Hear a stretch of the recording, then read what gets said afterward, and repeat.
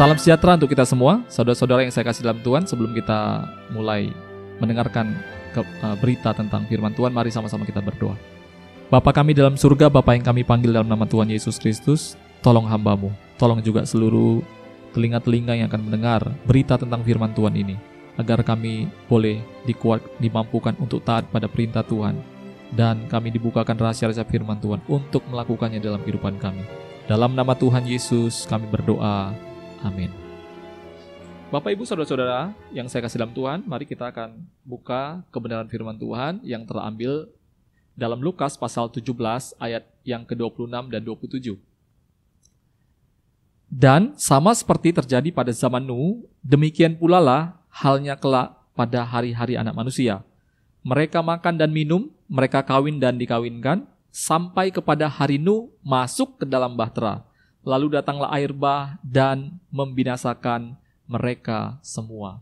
Saudara-saudara, pada saat pemusnahan ya, seluruh makhluk bumi yang pertama kali, ya, terjadi satu seleksi ya, dari keturunan Adam dan Hawa ya, ada Kain Habil ya, dan kita melihat ada keturunan lainnya dari Set, dan Set memperanakan sehingga kita kenal dengan Nuh ya. Semua ini adalah keturunan Adam dan Hawa, orang-orang yang percaya dengan satu Tuhan yang sama, satu Allah yang sama. Tetapi kita lihat waktu terjadi ya pemusnahan makhluk bumi pada saat itu ya, kita bisa melihat hanya salah satu keluarga, yaitu keluarga Nuh, yang diselamatkan. Sehingga ini menjadi satu pesan untuk orang-orang Kristen, saya dan saudara pada hari ini. Menjadi pesan yang kuat untuk kita ya. Apakah seluruh orang percaya pada masa ini akan juga diselamatkan pada zaman akhir ini? Nah, saudara-saudara yang saya kasih dalam Tuhan, hanya Nuh dan keluarganya yang selamat pada masa itu. Sehingga kita sebagai orang percaya, mari kita pelajari kenapa Nuh ya menjadi salah satu keluarga yang diselamatkan Tuhan, yang menjadi yang lolos dalam proses seleksi pemusnahan seluruh makhluk bumi yang pertama ini. Mari kita lihat yang pertama. Kita buka dalam Kejadian pasal 6 ayat yang ke-9. Kejadian 6 ayat yang ke-9. Inilah riwayat Nuh. Nuh adalah seorang yang benar dan tidak bercelah di antara orang-orang sezamannya. Dan Nuh itu hidup bergaul dengan Allah. Saudara-saudara yang saya kasih dalam Tuhan, tadi kita baca di Lukas bahwa orang-orang pada zaman Nuh, mereka hidup dengan makan minum, kawin dan mawin. Ya. Tetapi Alkitab berkata bahwa apa yang terjadi di zaman Nuh itu akan terjadi juga di zaman akhir. Kita melihat zaman ini ya, industri makanan minuman adalah salah satu industri yang sangat-sangat laris manis saat ini ya. Dan menurut data ada sekitar 40 apps terbanyak yang diunduh masyarakat hari-hari ini adalah aplikasi delivery makanan. Karena saking banyaknya ya bisnis makanan dan minuman saat-saat ini. Apalagi di masa-masa pandemi seperti ini, saudara-saudara. Saudara, di zaman Nuh ya, salah satu yang heboh juga adalah kawin dan mawin. Ini juga terjadi zaman ini. Kita kenal dengan, Anda kenal mungkin dengan sebutan dengan kawin kontrak, kawin coba, ya, kawin lari. Apalagi jenis-jenis kawin yang Anda ketahui, poligami dan lain-lain sebagainya ya, menjadi seperti sesuatu yang biasa-biasa saja di zaman ini. Dan itu sudah Alkitab katakan bahwa apa yang terjadi di zaman Nuh akan juga kembali terjadi di zaman ini. Saudara-saudara, di tengah dunia dan orang-orang keturunan Adam di masa itu yang menikmati keinginan daging dan bergaul dengan orang-orang semacam itu, Nuh menjaga hidupnya. Dia bergaul karib dengan Allah. Nuh hidup benar di tengah-tengah orang-orang yang hidup tidak benar. Saudara-saudara, Anda tahu bukan resiko ketika kita bergaul karib dengan Allah? Pernahkah Anda Pernahkah Anda tidak memiliki teman, saudara? Pernahkah Anda tidak memiliki orang-orang yang suka dengan Anda karena Anda pegang satu prinsip kehidupan yang Anda pegang? Saya yakin Anda pernah mungkin. Saya mungkin dan saudara mungkin pernah, saudara. Waktu kita memegang satu prinsip yang tidak disukai banyak orang, saudara, kita akan banyak sekali ya dapat kecaman, tidak disukai orang dan lain-lain sebagainya. Anda mungkin pernah merasakan hal yang seperti ini, ya. Kadang-kadang statement berapa orang, ya, terutama orang-orang Kristen hari ini, tidak apa-apa saya bergaul dengan dia. Karena kan kita harus bergaul dengan mereka supaya kita bisa memenangkan mereka. Saudara-saudara, jika saudara-saudara ingat cerita tentang Salomo, ya. Saudara tahu Salomo adalah anak dari seorang Raja Daud. Ya. Salomo dididik dari keluarga Daud, saudara-saudara. Ya, dia mengalami perjumpaan dengan Tuhan beberapa kali. Hikmatnya tidak tertandingi. Berapa ribu amsal lagu ya, pujian yang dia ciptakan, ya. Dia yang membangun bait Allah, saudara-saudara. Tapi saudara perhatikan, saya akan bacakan satu ayat. Dalam 1 Raja-Raja pasal 11 ayat 1 dan 2, saudara perhatikan. 1 Raja-Raja 11, 1 dan 2. Adapun Raja Salomo mencintai banyak perempuan asing. Di samping anak Firaun, ia mencintai perempuan-perempuan Moab, Amon, Edom, Sihon, Sidon, dan Het. Padahal tentang bangsa-bangsa itu Tuhan telah berfirman kepada orang Israel, janganlah kamu bergaul dengan mereka, dan mereka pun janganlah bergaul dengan kamu, sebab sesungguhnya mereka akan mencondongkan hatimu kepada Allah-Allah mereka. Hati Salomo telah terpaut kepada mereka dengan cinta. Nah, saudara perhatikan baik-baik ya, Salomo yang begitu hebat saja, gara-gara salah bergaul, saudara tahu kisah Salomo dan bangsa Israel setelah itu ya. Kerajaan Israel terpecah dan mereka harus masuk dalam pembuangan. Saudara-saudara, kita perlu mengerti ya, karena itu kenapa ayat bacaan utama kita tadi mengatakan bahwa dan sama seperti terjadi pada zaman Nuh, demikian pula lah halnya kelak pada hari-hari anak manusia. Karena itu hal yang pertama kita bisa pelajari dari sini. Saudara perhatikan baik-baik ya. Nuh menjaga hidupnya dengan benar, bergaul karib dengan Allah, sehingga dia lolos pada masa pemunahan seluruh makhluk bumi yang pertama itu. Yang kedua, saudara, kita lihat dalam Kejadian pasal 6 ayat yang ke-22. Lalu Nuh melakukan semuanya itu tepat seperti yang diperintahkan Allah kepadanya. Demikianlah dilakukannya. Nah, saudara, di tengah orang-orang keturunan Adam ya, yang keturunan sesama iman itu ya, yang memiliki iman yang sama ya, mereka sibuk dengan urusan makan, minum, kawin, mengawin dan lain-lain sebagainya. Nuh sibuknya dengan apa? Dengan pekerjaan Tuhan. Karena kalau kita baca ayat sebelumnya kita melihat Tuhan memerintahkan Nuh untuk membangun sebuah batra. Nah, saudara bayangkan ya, Nuh disuruh bangun sebuah batra. Dan saya tidak tahu apa yang Tuhan suruh Anda dan saya lakukan, bangun untuk masa-masa ini untuk pekerjaan Tuhan. Kelihatannya yang kita bangun, kata orang saudara-saudara, ngapain melayani? Ngapain terlalu sibuk melayani Tuhan? Ngapain harus melakukan pekerjaan-pekerjaan itu dan ini segala macam? Kita perlu keseimbangan waktu dan lain sebagainya. Mungkin Nuh juga mengalami hal yang sama. Mungkin juga dia ditertawakan. Karena apa? Membangun batra di atas gunung. Membangun sesuatu hal yang mustahil. Memang segala perintah-perintah Tuhan kadang-kadang mustahil untuk kita lakukan. Tetapi Nuh, perhatikan baik-baik. Di tengah kesibukan orang-orang sezamannya melakukan hal-hal yang mereka ingini, Nuh sibuk dengan pekerjaan Tuhan, yaitu membangun batra.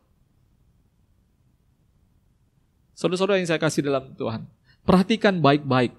Nuh melakukan pekerjaan Tuhan seperti yang diperintahkan Tuhan. Ya, ayat ini mengatakan bahwa Nuh melakukan pekerjaan Tuhan tepat seperti yang diperintahkan Tuhan. Selain dia sibuk dengan pekerjaan Tuhan, jangan lupa saudara, dia melakukan tepat seperti yang diperintahkan Tuhan.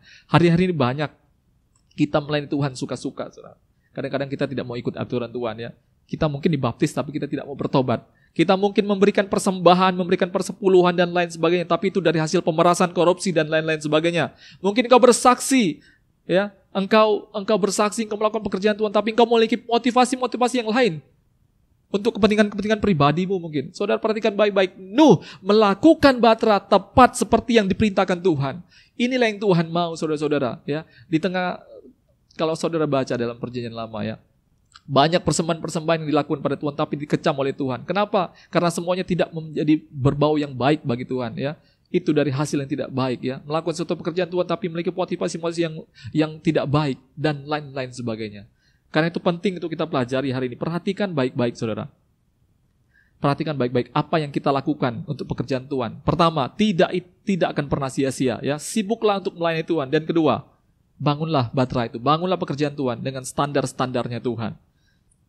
Saudara, kalau kita melihat dari gramatikal, kata Nuh, nama Nuh itu berasal dari sebuah kata Noah yang artinya adalah rest, istirahat, saudara-saudara.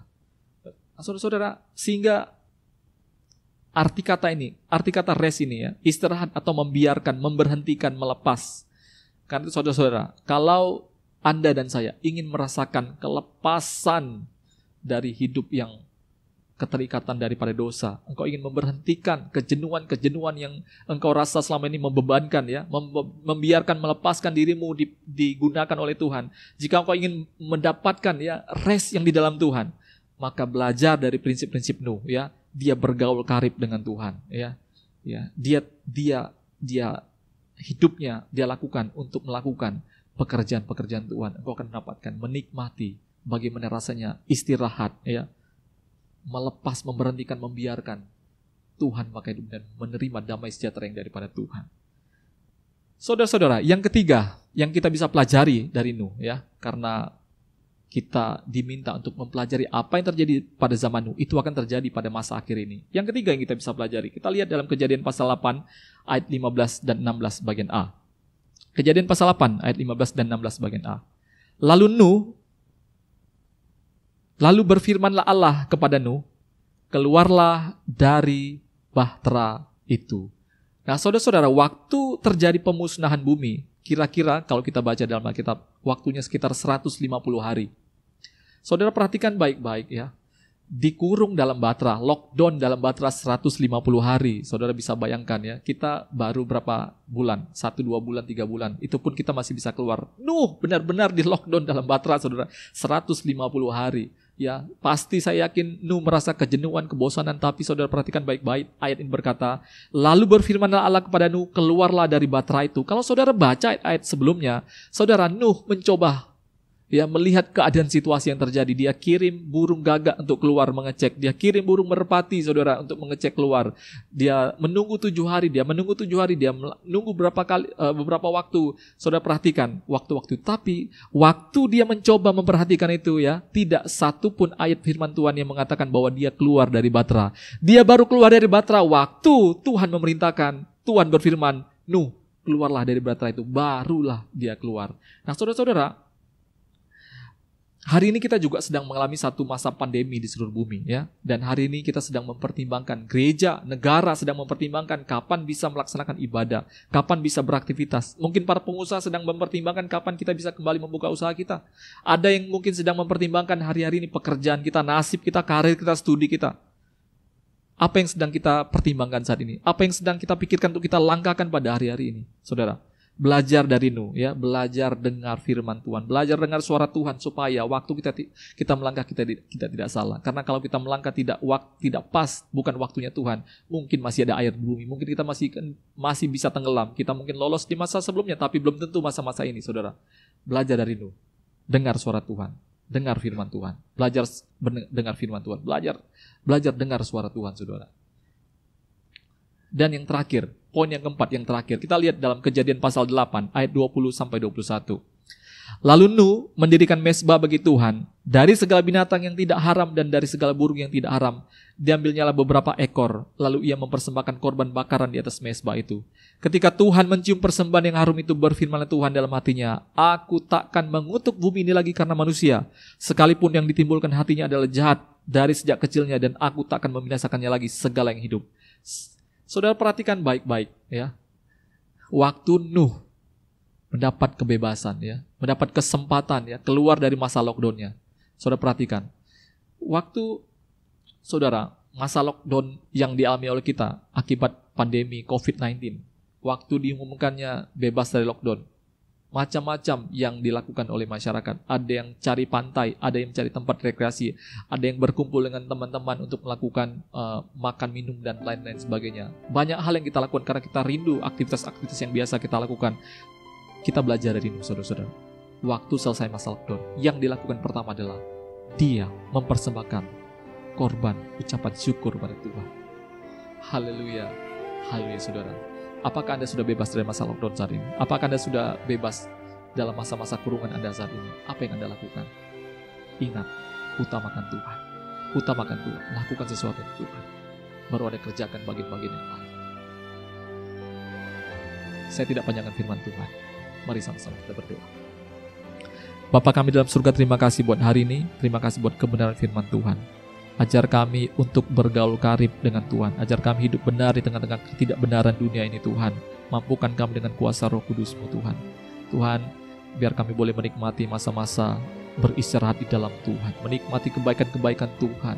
Tuhan, kami berdoa juga, Tuhan. Kiranya Tuhan, hidup kami Tuhan, di masa-masa ini Tuhan, kami selalu bisa mendengar suara Tuhan, berjalan sesuai dengan kebenaran-kebenaran firman Tuhan. Kami boleh setia Tuhan, kami boleh menggiatkan hidup kami untuk melakukan pekerjaan-pekerjaan Tuhan. Tuhan, dalam masa-masa ini apa yang harus kami lakukan, biar Tuhan bersuara, berfirman pada kami untuk kami melangkah dalam hal apa yang perlu kami kerjakan. Dan Tuhan, kami berdoa Tuhan, kami rindu Tuhan, hal-hal yang pertama, yang terpenting yang kami lakukan, biarlah semuanya adalah untuk Tuhan saja. Terima kasih Tuhan, terima kasih seluruh umat Tuhan. Pulanglah dengan membawa berkat yang daripada Allah Bapa, cinta kasih daripada Tuhan Yesus, serta penghiburan kekuatan yang dikerjakan oleh Roh Kudus kiranya menyertai kita mulai hari ini sampai Maranatha Tuhan Yesus datang kedua kali. Dalam nama Tuhan Yesus Kristus, haleluya.